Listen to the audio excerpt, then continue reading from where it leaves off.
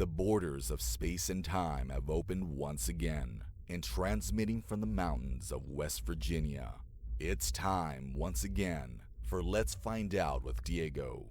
The universe is waiting for you. All systems go.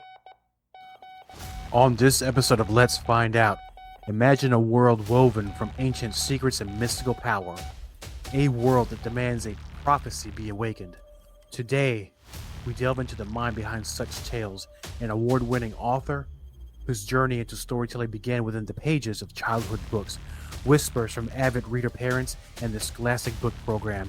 She emerged with Immortal Wounds in 2022, followed by the gripping A Prophecy Awakened in 2024.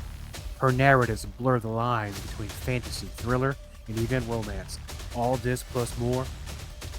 Please welcome a new friend to our show and first-time guest, award-winning author, Angie Barton. Angie, my friend, welcome to Let's Find Out. Hello. Thank you so much for having me. Well, I'm so happy to have you here. As I was reading the notes that you sent me a little while ago, something struck me. We're going to go off to the races right now. We're going to start with this because you mentioned the Scholastic book fairs or the programs, and I remember those very vividly growing up, mostly in elementary school. Mm-hmm. And I think, at least in my area, it kind of started dying down a little bit. I don't know if they're still around now. Is that still a thing? So there is still Scholastic book fairs, but I believe it's a little bit different. When I was in elementary school, the teachers passed out a little flyer that we took home. Is that what you experienced as well? Yes. Mm-hmm. Yeah, and we got to pick out our books, and our parents sent a check back, and within a couple of weeks we got books. I don't think it's set up quite like that anymore. I think instead they set up one big book fair in the library, and then kids get to go maybe classroom by classroom and look through books. Parents send money with them, or they can buy before or after school. So it is still available, just in a little bit of a different format. Yeah, it's one of those things that's very important in my life because that's when I discovered a lot of these books that got me interested. And funny enough, I think it was like UFOs and Bigfoot and other kind of. I was a big sci-fi geek when I was growing up, but one thing in particular brings to mind. It brought a positive memory, so I'm glad that I read your bio. Back then, we still had records, and there was different kinds of records. The small ones with stories. You flip through, you hear the chime, you change the pages, you move onward. But this one was like a full-length LP of Peter and the Wolf. I don't know if you remember that story or not. Vaguely. But it was very old. Even by that time, the story was already about 100 years old, probably long before that. But they put it in record form with a narrator, and each character or each part of the story had a different sound of an instrument. So it could be a trumpet, it could be this. So why am I even talking about this? Because kids learn things too. It opens their minds for different possibilities. So they're not just stuck with one thing. It just opens their mind for just different subjects could be interested in, or even make a career out of it later on in life. Right. Absolutely. It was, my parents let me, I ordered a box of books every month because my mom said it was so inexpensive back then, but for less than $20, I came home with a box of books. And I'm sure I was a teacher favorite because teachers earned books for their classrooms depending on how many books their students ordered. So, I was reading, which is what we want all children to do. Like you say, it opens your mind up to the imagination and just different avenues. And as you're learning and growing, you don't really know what you like. And so being able to have all these choices to read and to do and, really helps to develop you and your imagination and where you like to go. So it was a wonderful thing. I'm a huge reader and a big advocacy for reading.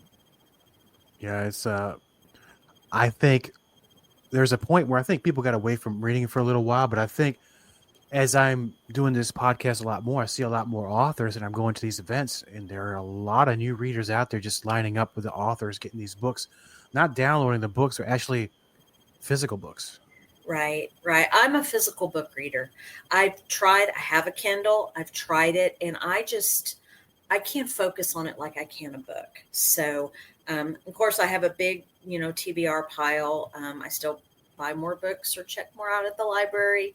I try to read physical books. I do a lot of audio too, Audible, just because I commute back and forth to work, and it makes it easier. I can always, have stories. And I actually really like Audible because it's like someone reading a story to you. And I've learned that I think I've picked up on things that I might have missed had I read, because, sometimes you skim when you read. But when someone's reading to you, you are forced to hear every word on the page. And I really enjoy that. I've been known to listen to some on my way to work. It's a long commute. So sometimes, a Hmm. couple chapters, come back home, do the next few chapters. But in the spirit of the Scholastic Book Fair and that time in our life, can you pinpoint a specific book or a moment that truly ignited your imagination and then set you a path to becoming a writer down the road? So, not a book, but a genre.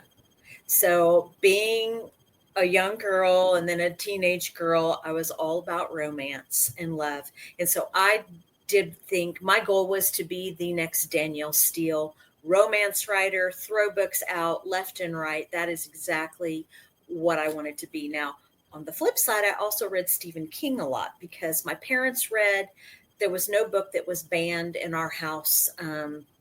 We could read whatever we wanted. So I did read a lot of Stephen King and Dan Brown and Michael Crichton and all of that kind of stuff. But romance is really kind of where I think I really discovered I love I guess the flow of it, and you really have to build characters in order to build a relationship in your reading for romance. And I think that's what really drove me to realize, okay, I'm going to write a book.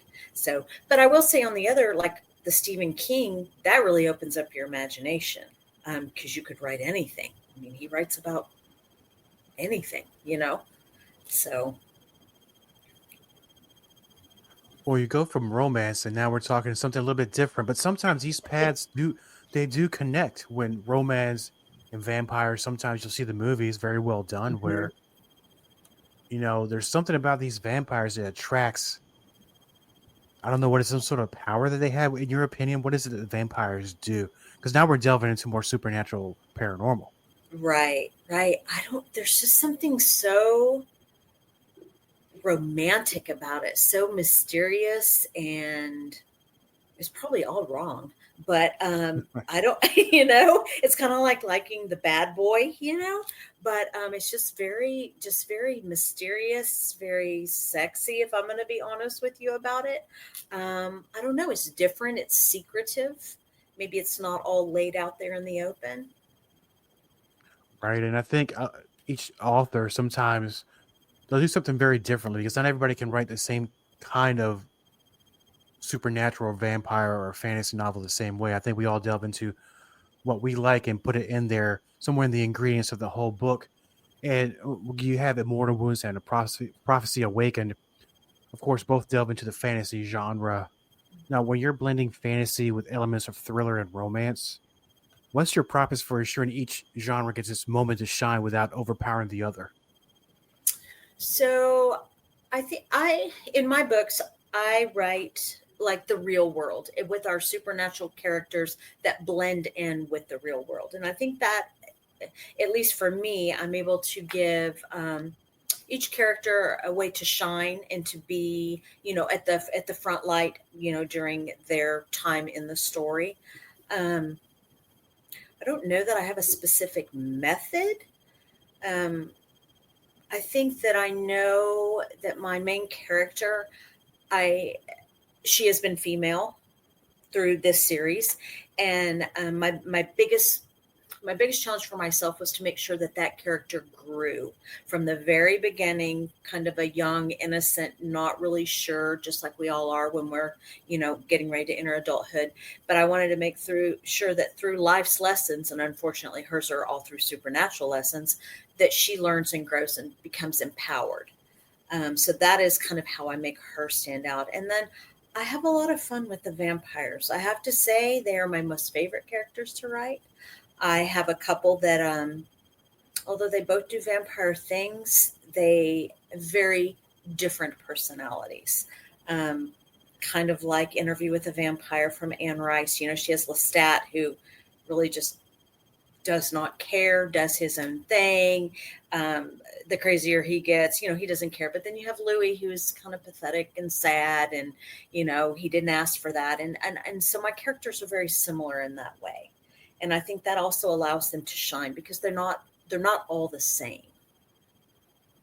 And that's, I think, very important too, because things can get a little bit boring when things start looking the same. And so let's talk about some of the characters in your novels. So you mentioned the female character in there. So let's talk about, name some names, who they are, a little bit about their background. Yeah. So Isabel, she's our main character in Immortal Wounds, which is book 1. And she is half witch, half vampire. Her dad was, her father was vampire, her mother's witch. She did not get any witch characteristics, but she got a little bit of, just a very little bit, but mostly she got vampire in the means of her strength and her stamina and things like that. The one magical power she does have is the ability to travel through time. So that's a heck of a power, to have. But what she uncovers is the magical bloodline she was born from. And that is where the prophecy is introduced. She uncovers that as well when she travels back in time. She visits a character named Meg, who is also, she is a witchy type character, but she's young in the story, so you don't really see a whole lot. A lot of defiance perhaps in her, but not really a lot of power. She doesn't really know what she's doing. I would probably say one of the biggest characters that will go through all 3 books. I am writing book 3, is a character named Katerin. And I don't want to give away she has abilities. And so her character just blossomed from book 1, definitely to book 2. And then she's kind of settled down in book 3. But I don't want to say what her abilities are in case no one has read yet. It would be it'd give it away. But then in A Prophecy Awakened, our story continues through Isabel's daughter, Charlotte, as she's becomes of age. I have my characters pretty much about 17, 18. She learns of the bloodline, but not only that, but also the prophecy, her place in the prophecy as it begins to unfold. And she's left on her own and has to work it out and find it out. She's pretty defiant. She doesn't believe that this old journal, written from an ancestor is really true, and that all these things are going to happen. So she kind of, she learns a little bit of the hard way. A little bit of self-discovery and knowing what's going on. Absolutely. A lot of self-discovery. Yes. And a lot of bit of, it's very much about family, the bonds of family. It's a lot of triumph, against all odds kind of thing. And to prove yourself. And I think that's what really helps my main characters become empowered, is because they have to power through it. I mean, it's just what is expected of them. So.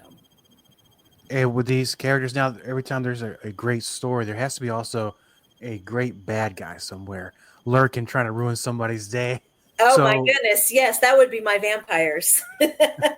So, yes. So they, in the very beginning, so I guess my 2 main ones are Christian and Dario, and they too have 2 different, they reflect 2 different types of vampires. Dario is, ruthless, and he doesn't care, very selfish, whereas Christian still, he misses his humanity. And so there's still a lot of that humanity that he holds on to. He lost a lot when he became changed as a vampire, and it was done out of revenge. And so, but he's not really angry about it. He's more saddened about it. But those 2, and they carry through into book 2. However, also into A Prophecy Awakened, we have this gang of ruthless vampires from Mexico, and they come up and stir the pot a little bit. And then they add to this story of where did all of this come from. And so they give a backstory of why the prophecy was actually put in place to begin with. So they stir up a little trouble and mess up with the witches a little bit, but their story is really what tells why that prophecy was set in place. And then we have to delve a little bit more into the book to find out about that backstory, because I'm already on the hook. And but with that, because we're talking about vampire lore and supernatural, and delve into paranormal. And I know it's a weird way to segue into something a little bit different, but in the pre-interview, we had a little bit of a conversation about some of your paranormal experiences you've had from your youth and any of those experiences or any of that, did they bleed a little bit into the books, or did you touch on those experiences at all? Okay, so I believe they have a lot to do with my openness, my imagination, my writing, and my believing that to a level, I do believe that a form of supernatural does exist. My experiences did not bleed into the book, but I've had quite a few experiences. I think I'm very open-minded. I experience a lot of deja vu. And I kind of get a lot of this from my mom. We also are very, very intuitive. I would say my very first, at least that I can remember, paranormal type experience was I was about 3 years old, and I thought we were at a hospital, but my mom said we were at a rehab, and my great grandmother had been very ill, and they were trying to rehab her, but she was passing. And I remember that there was a tall, like a long, skinny window in the room, and that's why I thought it was a hospital. And I still can visualize this, but I remember looking out that window and seeing angels. And I told my mom, the angels are here to take Nanny. They're here. The angels are right outside. And I still, to this day, can see exactly what I saw out that window. And she passed on shortly after. My, now, Yeah. can you recall how they looked like? I know it's a little while ago, but yeah, like they looked like, I think they look like the angels that you see when you see posters or pictures of, Jesus or angels up in heaven, with the big wings, and they're kind of long and very delicate. They weren't scary or any, I don't know. I don't remember any kind of a face or a facial feature. I think what I can remember is the big wings and just the whiteness of them. And I knew, even as a small child, that they were angels. and that kind of makes sense because mostly they've been described as being light. So how do you describe light? How do I Because describe? I'm it's sorry. hard to. No, that's Oh, on me because mostly angels. If you look at the posters and stuff, but sometimes people who have these angelic visitations or something, mm-hmm. it's been my experience for those who have explained it to me. Sometimes they can't decipher actual features because although they can see wings or something that looks like wings, Mm-hmm. it's just pure light. I don't know. I don't know if I explained it correctly. I think that would be right. I think that would be a great way because like I said, I don't recall any faces, but I can picture wings. I can picture a long white type dress or a light or something, not something blinding, but something safe, something that that's okay. They're here to take her and it's okay, And was that the only experience you've had with these types of visits? No, I've had a couple of others. I was just trying to think what year. It was probably about 2006, 2007. I was working at a facility, and apparently before I had come on board there, they had a student who had passed away, a young student who had passed away at home due to an accident. But this child loved being on the playground when they were at the school. And anyways, unfortunate accident. So the parents came back to the school, and because their son loved playing on the playground, they planted a tree on the play area. And there was also a special little plaque kind of like in memory from that. Well, when I started working there, it was claimed that there was a ghost there. There was a ghost in the school. He would scare the ladies and people and everything. And I used to work up there a lot by myself or over weekends or stay late, things like that.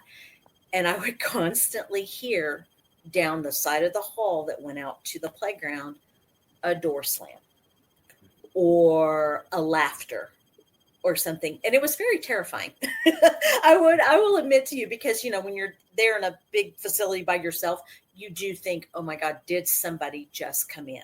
But I knew no one had come in because everything was locked. It was just not possible. So I ended up telling one of my bosses, and I said, okay, it's scaring a few of the ladies. Like, they would come in and shut their door and barricade it until other people came to work, because they're like, it sounds like somebody keeps coming in and out. So my boss came in and we walked down that hallway, and she said to him to get outside, that outside is where he loved being at school. That is where his plaque and his tree was, and to stop scaring us. And do you know, after that, we never heard anything again. It is the craziest thing. Craziest. Yeah. That is. I mean, no, the best part about the whole thing is not just something that you saw or heard. Yeah, multiple witnesses.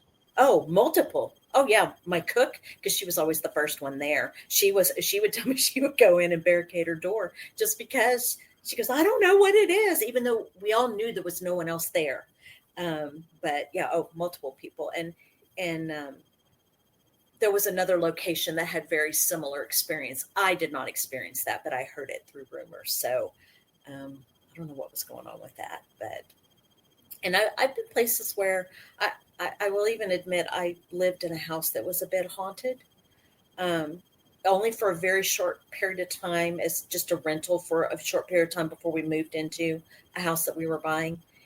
And the downstairs was fine. This was probably in about, I don't know what year it was, 2009 maybe. The downstairs was fine. It's a very, very large house. And the downstairs felt just normal, homey.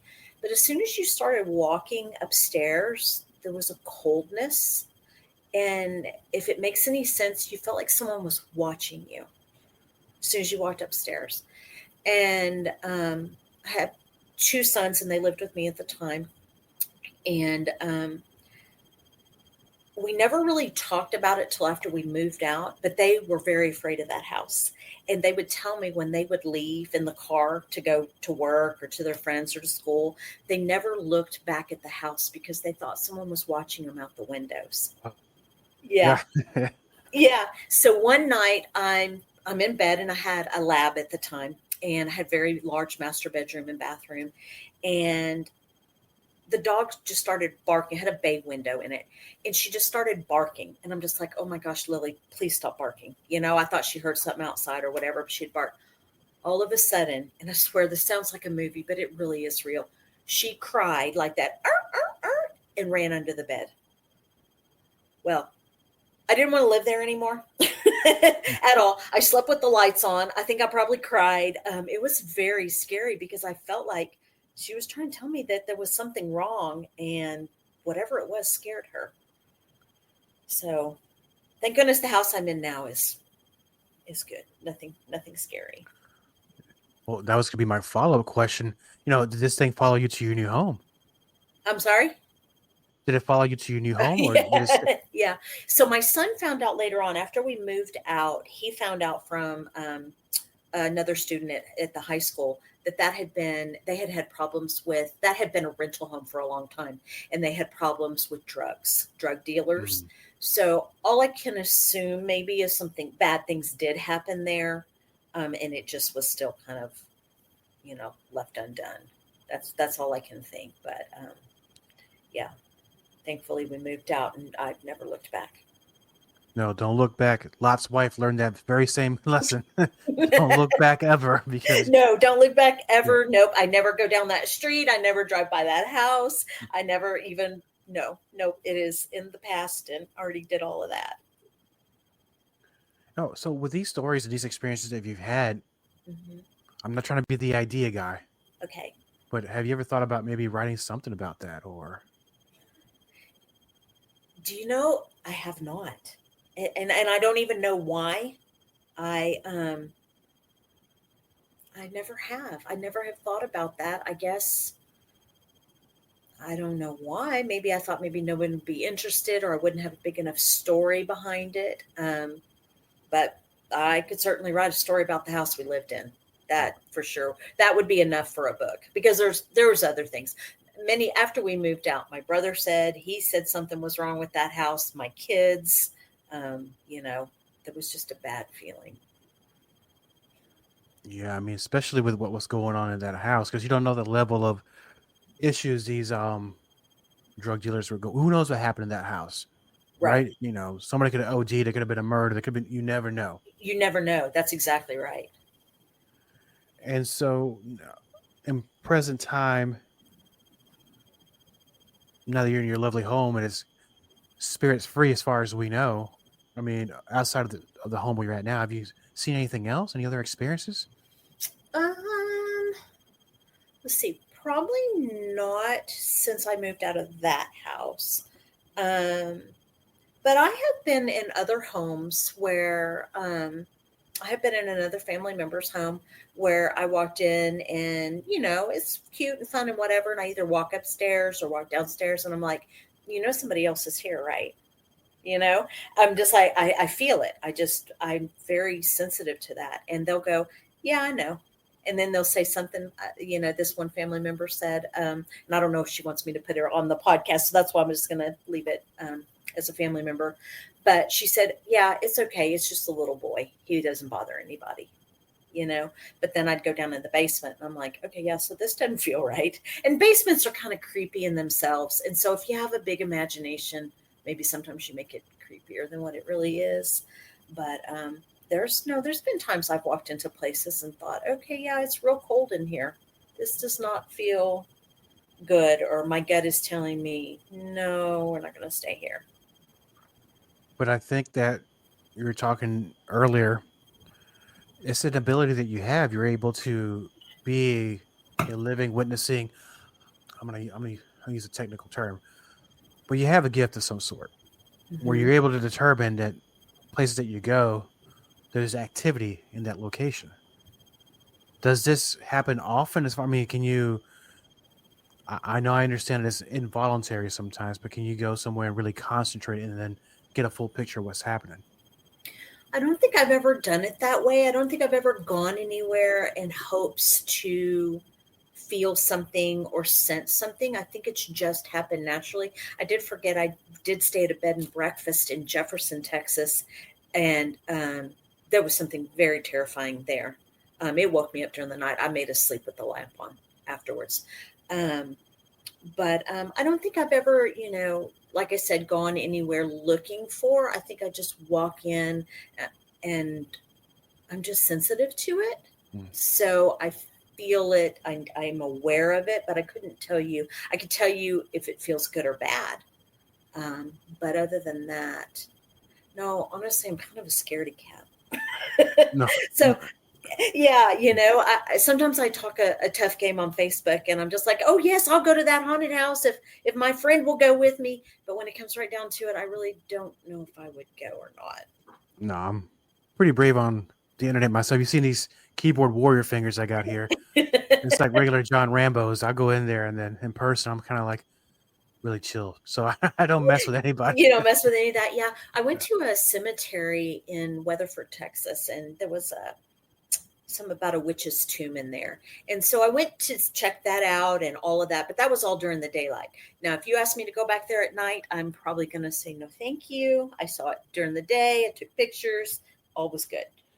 But there's always a little part of me that says, yes, let's do it. I just don't think I would actually do it.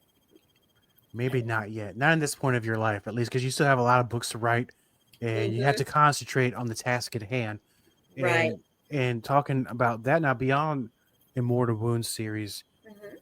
So what aspects of the fantasy genre or perhaps entirely different genres are you interested in exploring something different in the future, or are you going to stick with that theme? So I like the fantasy. Before I was writing fantasy, I had joined a writer's group. Okay, I'm going to totally back up. I always thought I would be a romance writer. That's just really what I thought I would be. I tried writing romance. I cannot write romance to save my life. I have no I have no plot.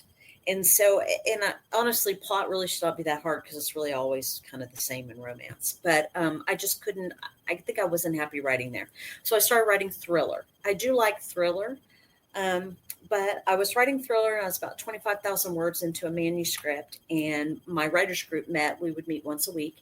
And about 6 of the writers came back with a brand new story, and all of them had something to do with a vampire. They were all completely different. And so I dumped the thriller, and I'm like, well, I like vampires too, so I'm going to write about that. And I feel like my writing opened up a little bit more with the fantasy and the vampire, but I would like to go back and visit the thriller. I would like to actually finish that manuscript I started. I think with anything, the more you do it, the better you get. And I think I'm a much better writer now, than I was. That would have been about 2016, 2017. I know I still have a lot to learn, but I would like to revisit that. I think I got to a point where it was, I needed more information about cops and investigating and detectives, and that's not a knowledge that I have. And so I think that's part of what made me get stuck. But right now, I really like the fantasy genre. I have an idea in mind for my next book, and I really would like for it to be a standalone, but we'll see what the characters say about that.